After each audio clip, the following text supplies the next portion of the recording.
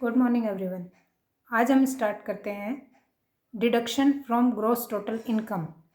इस चैप्टर का revision start करते हैं। जितना हो पाएगा उतना आज करते हैं, बाकी काम नेक्स्ट सेक्शन में करेंगे। तो हमारा स्टार्ट होता है deduction from gross total income. Deduction किस में अलाउड होता है? जी, तो हमारी ग्रॉस टोटल इनकम होती है। ग्रॉस टोटल इनकम किसको बोलते हैं? जो हमारे पांचों हेड्स की इनकम होती है उनका सबमिशन करने पे उनका जो सम होता है, जो हमारा टोटल आता है, उसको बोलते हैं ग्रॉस टोटल इनकम। पांचों हेड्स की इनकम को टोटल करके जो हमारी इनकम आती है उसको बोलते हैं ग्रॉस टोटल इनकम। उसमें से डिडक्शन वगैरह माइनस करने के बाद आती है, उसको बोलते हैं net taxable income. Never confuse between gross total income and net taxable income. तो deduction is allowed from gross total income. अगर जीटीआई जो है वो डिडक्शन से कम रही, जीटीआई कम है, डिडक्शन ज़्यादा है, तो कभी भी लॉस नहीं होगा। डिडक्शन माइनस करने के बाद में जो भी नेट टैक्सेबल इनकम आएगी वो ऑलवेज पॉजिटिव रहेगी। पॉजिटिव नहीं रहेगी तो ज़ीरो रहेगी, लेकिन कभी भी लॉस नहीं आएगा। ऐसा नहीं कि हम गवर्नमेंट से पैसा मांगे कि हमारी तो नेट टैक्सेबल इनकम ही नेगेटिव है, ऐसा कभी नहीं होगा। तो हमारी जीटीआई माइनस डिडक्शन, जो भी रिमेनिंग बचेगा वो नेट टैक्सेबल इनकम। अगर हमारे डिडक्शन ज़्यादा है, समझो 1.5 लाख की हमारी जीटीआई है, हमारे डिडक्शन हो गए 2.5 लाख, तो फिर हमें डिडक्शन कितने मिलेंगे? 1.5 लाख तक ही मिलेंगे, 2.5 लाख के डिडक्शन नहीं मिलेंगे। Deductions are always restricted to GTI. उसमें पहला सेक्शन अभी हमारा था कौन कौन से डिडक्शन मिलेंगे। तो पहला सेक्शन है एटीसी। एटीसी क्या किसके लिए मिलता है? या तो कुछ पेमेंट्स करते हैं या फिर कुछ इन्वेस्टमेंट करते हैं एटीसी में, तो हमें एटीसी का डिडक्शन मिलता है। तो एटीसी किसको किसको मिलेगा? इंडिविजुअल और एचयूएफ को। एनआर आर कोई भी हो, रेसिडेंट हो नॉन रेसिडेंट हो, सबको मिलेगा। इस सेक्शन में कोई स्पेसिफिक नहीं दिया हुआ है कि ये सिर्फ रेसिडेंट को मिलेगा या नॉन रेसिडेंट को नहीं मिलेगा, ये सबको मिलेगा एटीसी का डिडक्शन। डिडक्शन कहाँ तक मिलेगा? 1,50,000 तक, मैक्सिमम 1,50,000 तक मिलेगा, या फिर जितना हमने इन्वेस्टमेंट किया रहेगा उतना डिडक्शन हमें मिलेगा। अब पेमेंट किस में करना है, तो हमें एटीसी का डिडक्शन मिलेगा। एटीसी का हमारा एक और वीडियो है डिटेल में, अलग अलग कहाँ कहाँ इन्वेस्टमेंट किया हुआ है, वो वीडियो भी आप देख लेना। सबसे पहला किस में हमें इन्वेस्ट करना है? एलआईसी। एलआईसी किसके लिए लेनी चाहिए? Self, spouse and children.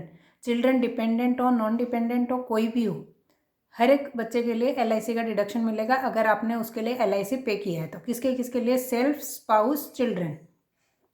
Subject to a maximum 10% of the actual capital sum assured. जितना हमारा सम अश्योर्ड है उसका मैक्सिमम 10% तक हमें डिडक्शन मिलेगा, उससे ज़्यादा नहीं मिलेगा। और जो डिसेबल्ड पर्सन है जिनका 80U में डिडक्शन मिलता है या 80DDB में डिडक्शन मिलता है, उनके लिए कितना? 15% of the sum assured. 15% for person who is person with disability as referred in section 80U और suffering from diseases as specified in section 80DDB।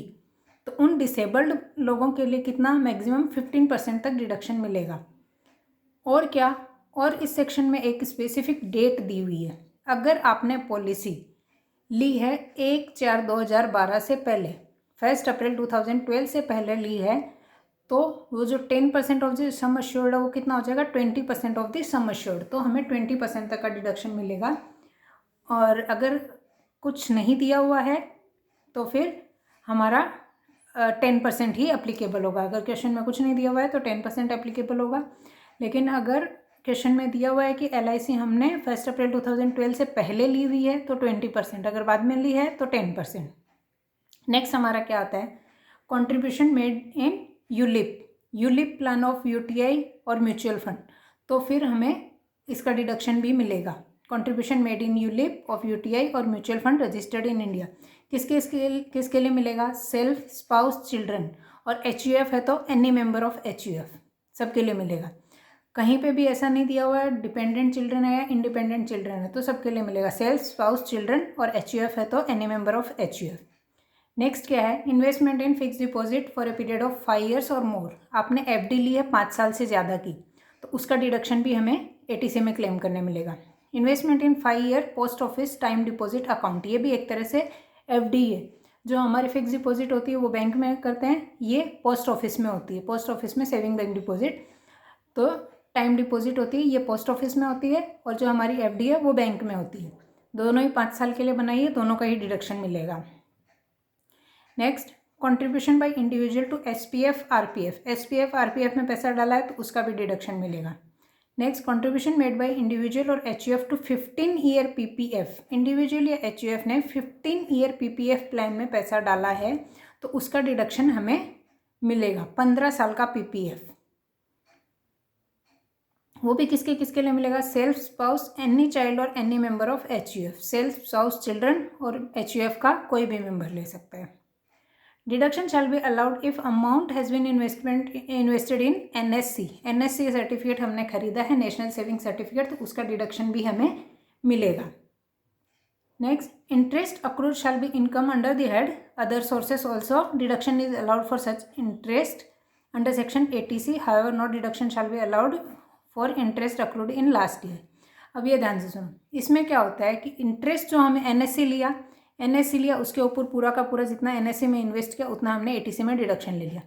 Invest किया उसके ऊपर हमें हर साल इंटरेस्ट मिलेगा, जितना भी इंटरेस्ट मिलेगा वो हमारा टैक्सेबल हो जाएगा अंडर अदर सोर्सेस हेड में।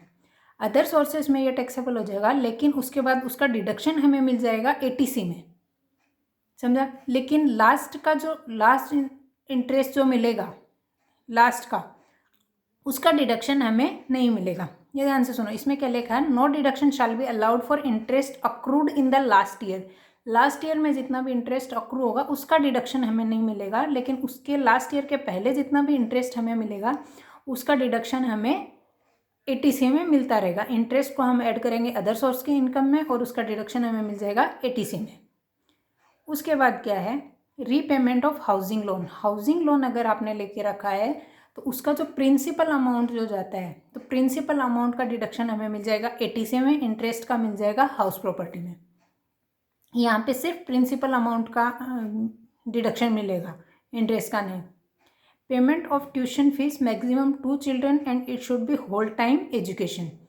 जो ट्यूशन फीस हम पे करते हैं प्राइवेट ट्यूशन वालों को नहीं, जो स्कूल में फुल टाइम एजुकेशन के लिए स्कूल कॉलेज इंस्टीट्यूट में जो ट्यूशन फ़ी पे करते हैं, जो पूरा हमारा रिसीट का जो चार्ट होता है उसमें से जो ट्यूशन फ़ी का पार्ट होता है उसका डिडक्शन हमें मिलेगा। मैक्सिमम कितना?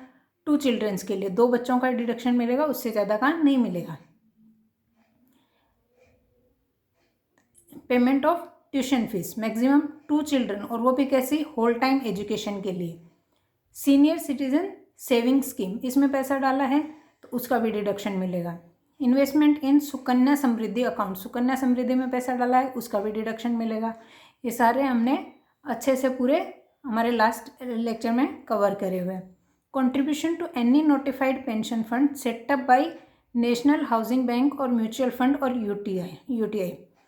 तो कोई भी नोटिफाइड पेंशन फंड में लोग चाहते हैं कि हमें बाद में पेंशन मिले, तो उस पेंशन फंड में हमने पैसा डाला है तो हमें उसका डिडक्शन एटीसी में क्लेम करने मिलेगा।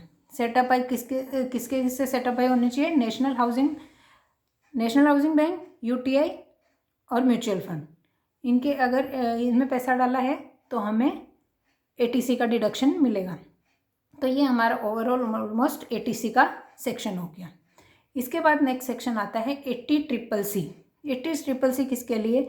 Deduction in certain pension fund. Pension के लिए अगर हमने पैसा डाला है तो उसके लिए हमें डिडक्शन मिलेगा। ये किसके लिए एप्लीकेबल है? इंडिविजुअल के लिए। इसमें भी कहीं नहीं लिखा हुआ है रेसिडेंट हो या नॉन रेसिडेंट हो, किसी भी तरह का इंडिविजुअल हो, उसके लिए हमें डिडक्शन 80CCC का मिलेगा। 80CCC दोनों में ही कहीं नहीं लिखा है रेसिडेंट या नॉन रेसिडेंट के लिए, इसके लिए हमें सबके लिए डिडक्शन मिलेगा। इसमें क्या है? Deposit is to be made in any pension plan of LIC का कोई पेंशन प्लान है, उसमें हमने पैसा डाला है, इसको और क्या बोलते हैं? एन्यूटी पेंशन स्कीम भी बोलते हैं। एन्यूटी स्कीम जिसको बोलते हैं वो हमारी LIC की पेंशन स्कीम, उसमें अगर पैसा डाला है तो हमें 80CCC का डिडक्शन मिलेगा। या फिर pension plan of any other private insurer as approved by controller of insurance. कोई प्राइवेट इंश्योरर है उसके इसमें भी पैसा डाला है पेंशन स्कीम में, तो भी हमें 80CCC का डिडक्शन मिलेगा। मैक्सिमम डिडक्शन कितना मिलता है इसका? 1,50,000। एटीसी का भी कितना है maximum deduction? 1,50,000। No deduction is allowed for short term capital gain under section 111A, long term capital gain under section 112, LTCC under section 112A and casual income, इनके लिए कोई डिडक्शन नहीं मिलेगा इनके अगेंस्ट। लेकिन अगर हमने पेंशन नॉर्मल इनकम के लिए हमने पेंशन फंड में डाला है या एटीसी में कहीं पे भी इन्वेस्ट किया है तो हमें अप टू 1,50,000 तक का डिडक्शन मिलेगा। नेक्स्ट क्या आता है, ATCCD, deduction in respect of contribution to pension scheme of central government. Central government की पेंशन स्कीम में हमने पैसा डाला है तो हमें ATCCD का डिडक्शन मिलेगा। LIC या किसी प्राइवेट इंश्योरर में डाला है तो ATCCC का मिलेगा। इसमें SSC कौन, इंडिविजुअल। इसमें भी कहीं नहीं बोला है रेसिडेंट या नॉन रेसिडेंट, मतलब हर एक इंडिविजुअल को इसका डिडक्शन मिलेगा। अभी इसमें कैसे, एम्प्लॉय कंट्रीब्यूशन का मिलेगा ATCCD 1 में।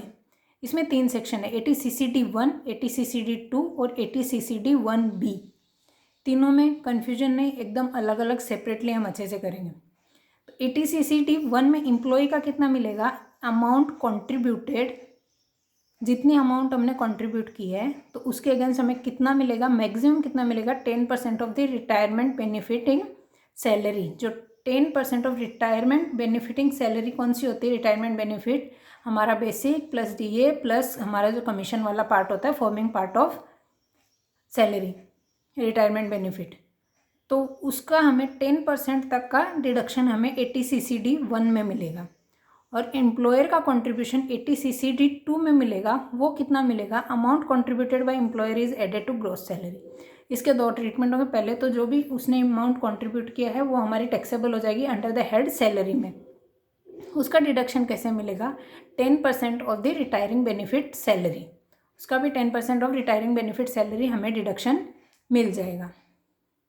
ये हो गया हमारा ATCCD 1, ATCCD 2। CCD 1 एम्प्लॉई का कंट्रीब्यूशन, CCD 2 एम्प्लॉयर का कंट्रीब्यूशन। पहले एम्प्लॉयर का कंट्रीब्यूशन हमारा सैलरी में ऐड हो जाएगा, फिर उसका डिडक्शन हमें ATCCD 2 में मिल जाएगा। अगर असेसी सेल्फ एम्प्लॉयड है, उसका कोई बॉस नहीं है, पहले वाले केस में वो सैलरीड एम्प्लॉय था, इस वाले केस में वो सेल्फ एम्प्लॉयड है, तो हमें डिडक्शन कितना मिलेगा, 20% मिलेगा। 20% कितना, GTI का 20%। Deduction shall be allowed for such contribution but maximum to the extent of 20% of GTI। क्योंकि उसका कोई बॉस नहीं है, ना कोई रिटायरिंग बेनिफिट सैलरी है, तो उसका कितना, 20% ऑफ GTI, इतना डिडक्शन हमें मिलेगा। ATCCD 1 clear, ATCCD 2 clear. अभी नेक्स्ट आता है ATCCD 1B। इसमें क्या होता है, ये एडिशनल डिडक्शन मिलता है हमें। Additional deduction of up to ₹50,000 over and above 1,50,000 is allowed to an individual।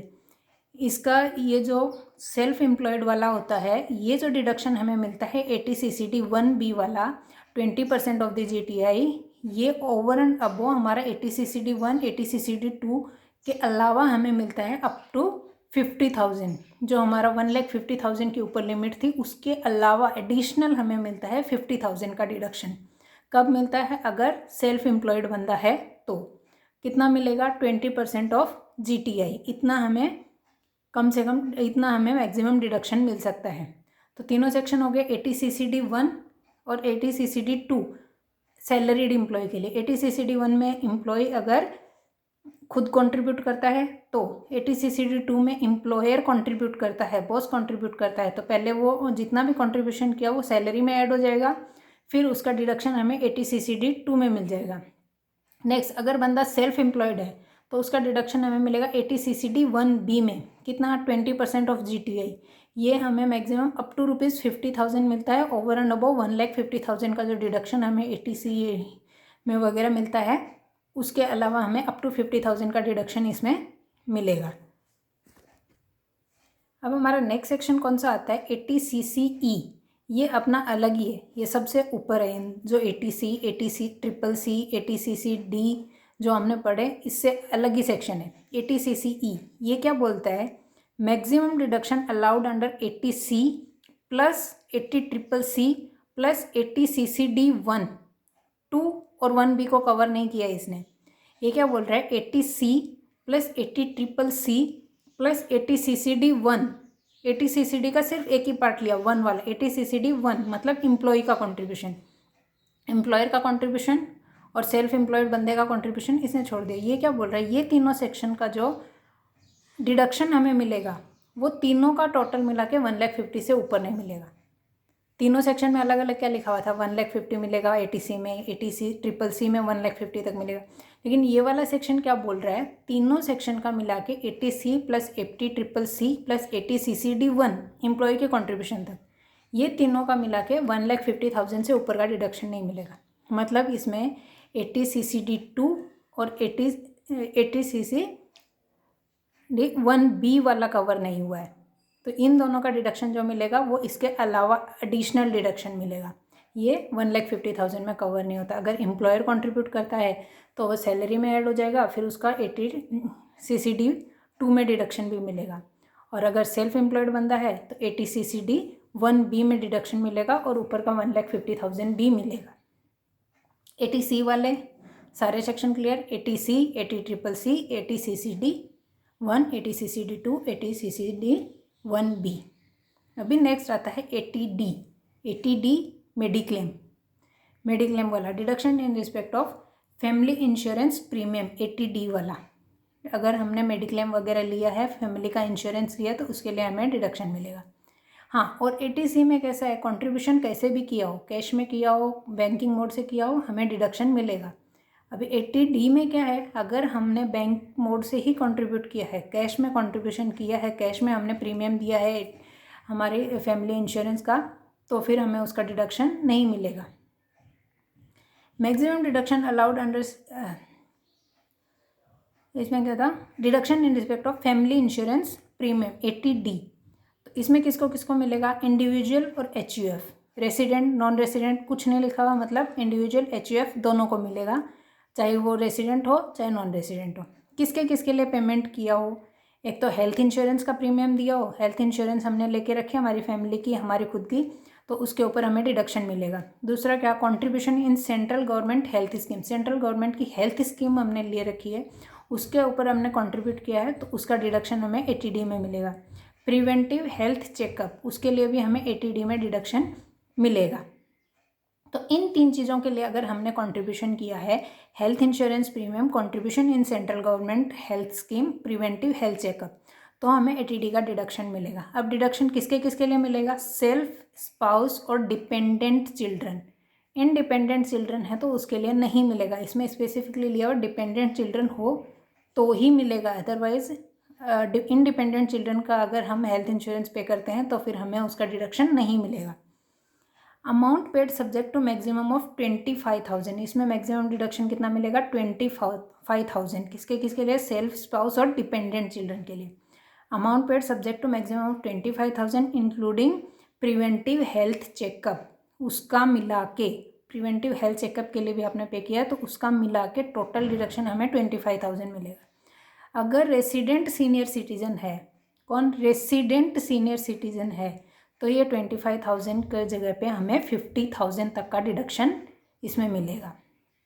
लेकिन इसमें क्या, पहले वाले में पेरेंट्स के लिए नहीं था, अब इसमें क्या, पेरेंट्स के लिए दरवाजे खुल गए। पेरेंट्स अगर चाहे डिपेंडेंट हो चाहे इंडिपेंडेंट हो, हमने पेरेंट्स के लिए हमारा हेल्थ चेकअप के लिए पे किया है या फिर हेल्थ इंश्योरेंस पे किया, तो उसके लिए भी हमें डिडक्शन मिलेगा वही 25,000 इंक्लूडिंग प्रिवेंटिव हेल्थ चेकअप, उसको मिला के हमें 25,000 का मिलेगा। लेकिन अगर पेरेंट हमारे सीनियर सिटीज़न हैं तो हमें अप टू 50,000 का डिडक्शन मिलेगा। दोनों में सेम मैक्सिमम मिलेगा 25,000 का प्रिवेंटिव हेल्थ चेकअप इंक्लूड करके। लेकिन अगर सीनियर सिटीज़न है या तो हम सीनियर सिटीज़न है तो वो 25,000 हमारा हो जाएगा 50,000। अगर पेरेंट्स हमारे सीनियर सिटीज़न हैं तो उनका हमें 25,000 की जगह मिलेगा 50,000। नेक्स्ट क्या है, in case of resident senior citizen deduction of 50,000 is allowed in case of medical expenditure even if no insurance premium is paid. अगर हमने इंश्योरेंस प्रीमियम नहीं लिया, इंश्योरेंस प्रीमियम नहीं पे किया है, लेकिन उसके लिए हमें मेडिकल एक्सपेंडिचर के अगेंस्ट भी इसमें डिडक्शन हमें मिलेगा अप टू ₹50,000। कब, अगर हमारे पेरेंट्स रेसिडेंट सीनियर सिटीजन हैं तो। Maximum deduction for preventive health checkup of family and parents is 5,000 which is included in overall limit of 25,000 और 50,000। वो पहले भी बताया, जो हमारा प्रिवेंटिव हेल्थ चेकअप का जो 5,000 मैक्सिमम डिडक्शन मिलता है वो 25,000 और 50,000 की लिमिट के अंदर ही इंक्लूडेड है। No deduction is allowed for the payment of premium made in cash. अगर हमने कैश में पे किया तो हमें कुछ भी डिडक्शन नहीं मिलेगा। Preventive health checkup payment can be made by any mode. किसी भी मोड में पे करो, कैश में पे नहीं करो। 80D का डिडक्शन चाहिए, सिंपल है, किसी भी मोड में पे करो, कैश में पे नहीं करो। 80C का डिडक्शन कैसे भी पे करो, हमें 80C का डिडक्शन मिलेगा ही मिलेगा। 80D के बाद हमारा नेक्स्ट सेक्शन आता है 80DD, 80DD। वो किसके लिए मिलेगा? Maintenance of disabled dependent. कोई डिपेंडेंट है हमारे ऊपर जो डिसेबल्ड है, तो उसके लिए हमें अलग से डिडक्शन मिलेगा। कौन होना चाहिए इसमें? एसएससी, रेसिडेंट इंडिविजुअल और एचयूएफ। रेसिडेंट होना चाहिए, नॉन रेसिडेंट को ये डिडक्शन 80DD का नहीं मिलेगा। डिडक्शन कितना मिलेगा? 75,000 इररिस्पेक्टिव ऑफ एक्सपेंडिचर। कितना भी तुमने खर्चा करा हो, 1.5 लाख किया हो चाहे 50,000 किया हो, डिडक्शन फिक्स है। कितना मिलेगा? 75,000। अगर सीवियर डिसेबिलिटी है, सीवियर डिसेबिलिटी के केस में आता है तो डिडक्शन हमें मिलेगा 1,25,000 तक का।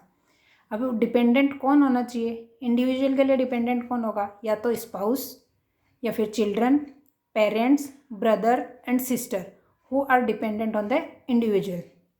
हमारे ही फैमिली के मेंबर, या तो हमारे स्पाउस, या फिर बच्चे, या फिर मम्मी पापा, या फिर भाई बहन, इनमें से कोई भी डिसेबल्ड है और हमारे ऊपर डिपेंडेंट है, उनका हम इलाज करा रहे हैं तो हमें 75,000 का डिडक्शन मिलेगा। अगर सीवियर डिसेबिलिटी है तो फिर 1,25,000 का डिडक्शन मिलेगा।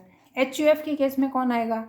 Any member of HUF. HUF का कोई भी मेंबर हो, अगर वो डिसेबल है तो हमें 75,000 और 1,25,000 का डिडक्शन हम ले सकते हैं। नेक्स्ट सेक्शन हमारा आता है 80DDB, medical treatment of specified diseases. कुछ स्पेसिफाइड डिसीजेस हैं, उनका अगर हमने ट्रीटमेंट कराया, मेडिकल ट्रीटमेंट कराते हैं तो उसका डिडक्शन हमें मिलेगा। इसमें भी एसएससी कौन होना चाहिए? रेसिडेंट इंडिविजुअल और एचयूएफ। इसमें भी रेसिडेंट होना चाहिए, एनआर को डिडक्शन नहीं मिलेगा। एक्सपेंडिचर कैसा होना चाहिए? Treatment of diseases specified in rule 11DD। 11DD rule में जो स्पेसिफाई की हुई डिसीजेस हैं उनके लिए अगर हमने पे किया तो हमें 80DD का डिडक्शन मिलेगा। और 80DD में सिर्फ इतना दिया हुआ है कि कोई भी डिसेबल है हमारे फैमिली मेम्बर का तो उसके लिए डिडक्शन मिलेगा, लेकिन 80DD में बोला है कि स्पेसिफाइड डिसीजेस रहेंगी तो ही उसका डिडक्शन मिलेगा, अदरवाइज नहीं मिलेगा। डिडक्शन किसके लिए मिलेगा? इनकर्ड ऑन इंडिविजुअल के लिए, हिमसेल्फ और डिपेंडेंट पर्सन, या तो खुद के लिए या फिर उसके ऊपर कोई डिपेंडेंट है तो उसके लिए। एचयूएफ के लिए any member dependent on the HUF. कोई भी फैमिली का ऐसा मेंबर जो एचयूएफ के ऊपर डिपेंडेंट है उसको डिडक्शन मिलेगा। डिडक्शन अमाउंट इनकर्ड और अमाउंट जितना हमने इनकर किया है इसके लिए डिडक्शन कितना है? अमाउंट इनकर्ड और ₹40,000 विच एवर इज लेस। जितना हमने अमाउंट इनकर किया है या फिर 40,000 which ever is less. Senior citizen के लिए 40,000 की लिमिट हो जाती है 1 लाख, तो अमाउंट इनकर्ड और 1 lakh which ever is less, इतना डिडक्शन हमें 80DDB में मिलेगा। 80DDB किसके लिए? स्पेसिफाइड डिसीजेस के लिए। 80DD maintenance of disabled dependent के लिए।